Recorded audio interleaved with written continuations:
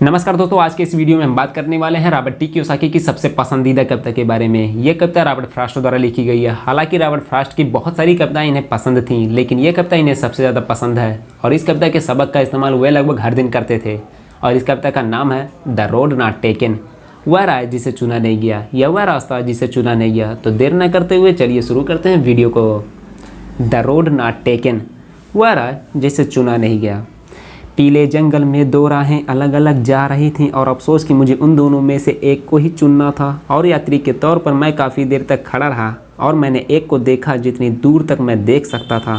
इसके झुरमुटों में मुड़ने से पहले फिर मैंने दूसरी राह चुनी जो उतनी ही अच्छी थी और संभवतः इसका दावा बेहतर था, क्योंकि यहाँ घास ज़्यादा थी और राहगीर कम गुजरे थे। और उस सुबह दोनों ही राहें एक जैसे पत्तियों से ढकी थीं जिन पर किसी ने चलकर निशान नहीं बनाए थे। ओह, मैंने पहली राह को किसी दूसरे दिन के लिए छोड़ दिया, लेकिन यह जानते हुए कि रास्ता किस तरह आगे के रास्ते खोलता जाता है। मुझे यकीन नहीं था कि मैं वहां कभी लौट पाऊंगा। मैं आ भरकर यह कहूँगा, आज से युगों बाद एक जंगल में दो राहें अलग अलग जा रही थीं और मैंने उस राह को चुना जिस पर कम लोग यात्रा करते हैं, और इसी से सारा फर्क पड़ा। तो समझते हैं इस कहानी का मतलब, यानी कि इस कविता का मतलब क्या था। पीले जंगल में दो राहें अलग अलग जा रही थीं। रॉबर्ट कहते हैं उनके दो डैडी थे और उनके ज़िंदगी में दो रास्ते अलग अलग जा रही थी। जैसा कि हम लोगों की ज़िंदगी में होता है, हमारे सामने बहुत से रास्ते होते हैं जिन पर हमें चलकर अपनी ज़िंदगी को बेहतरीन बनाना होता है। और अफसोस कि मुझे उन दोनों में से एक को ही चुनना था। और उसी तरह हम लोगों को भी एक ही रास्ता चुनना होता है जिस पर हम लोग चलकर अपनी ज़िंदगी को बेहतरीन बना सकते हैं। और यात्री के तौर पर रॉबर्ट उस दोनों रास्तों के सामने खड़े रहे। उन्होंने देखा जितनी दूर तक वो देख सकते थे। लेकिन आज की ज़िंदगी में हम लोग क्या करते हैं, रास्ते के सामने यानी कि चौराहे के बीचों बीच खड़े होते हैं, केवल रास्तों को देखते ही रहते हैं और इतना ज़्यादा समय ये देखने में निकाल देते हैं कि कौन सा रास्ता सही है, जितने में हम सारे रास्ते के बारे में अच्छी से जानकारी प्राप्त कर सकते थे।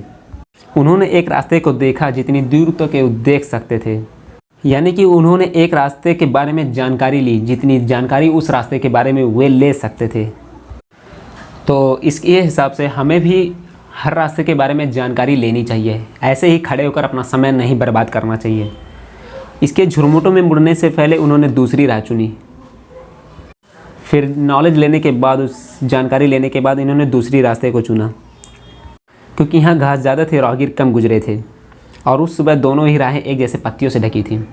रास्ते सारे शुरू में एक जैसे ही लगते हैं और वो आगे जाके अलग अलग दिखाई देने लगते हैं, अलग अलग भागों में बंटने लगते हैं जिन पर किसी ने चलकर निशान नहीं बनाए थे। उन्होंने उस रास्ते को चुना जिन पर किसी ने चलकर निशान नहीं बनाए थे या फिर कम लोग गुजरे थे। और उन्होंने पहले रास्ते को छोड़ दिया, लेकिन यह जानते हुए कि आगे के रास्ते कैसे खोलता जाता है। उन्हें यकीन नहीं था कि वह कभी वहाँ लौट पाएंगे और उन्होंने बिना डर के निडर होकर पूरी तरीके से, पूरे कॉन्फिडेंस से एक अलग रास्ते को चुना जिन पर कम लोग यात्रा करते हैं।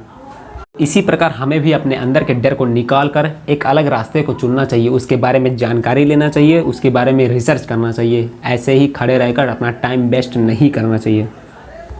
मैं आ भर कर यह कहूँगा, आज से युगों बाद एक जंगल में दो राहें अलग अलग जा रही थी, मैंने उस राह को चुना जिस पर कम लोग यात्रा करते हैं और उसी से सारा फर्क पड़ा।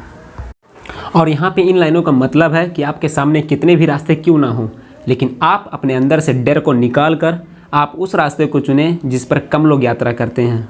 हालांकि इसमें खतरा भी हो सकता है, लेकिन आपको पता होना चाहिए कि रास्ता किस तरह आगे के रास्ते खोलता जाता है, जैसा कि इस कविता में ऊपर कहा गया था। और इसी प्रकार जिस पर कम लोग यात्रा करते हैं, इसी रास्ते से फ़र्क पड़ा। कहने का मतलब यह है कि आप भेड़ चाल से अलग हटकर सोचें, इनसे कुछ ऊपर हटकर करें। इसके लिए आपको स्ट्रगल करना होगा और उस रास्ते के बारे में रिसर्च करनी होगी और अधिक से अधिक नॉलेज लेनी होगी। कुल मिलाकर इस कहानी से हमें क्या सीख मिलती है कि हमारे सामने कितने भी रास्ते क्यों ना हों, हमें उन सभी रास्तों के बारे में रिसर्च करना चाहिए, नॉलेज लेनी चाहिए और सोचते नहीं रहना चाहिए, उन रास्तों पे चलना चाहिए। खासकर ऐसे रास्ते पे जिस पर कम लोग चलकर सफलता को हासिल कर रहे हों। और हमें हमेशा भेड़ चाल से अलग हटकर सोचना चाहिए, उनसे हटकर सोचना चाहिए, करना चाहिए, और इसी से सारा फर्क पड़ता है। तो कैसा लगा आपको ये वीडियो ये और ये कविता? अगर आपको इस कविता से कुछ भी सीखने को मिला हो तो प्लीज़ इस वीडियो को लाइक करें और चैनल पर नए हो तो प्लीज़ चैनल को सब्सक्राइब करके बेल आइकन को हिट कर दें। तो मिलते हैं अगले वीडियो में। वीडियो को पूरा देखने के लिए धन्यवाद।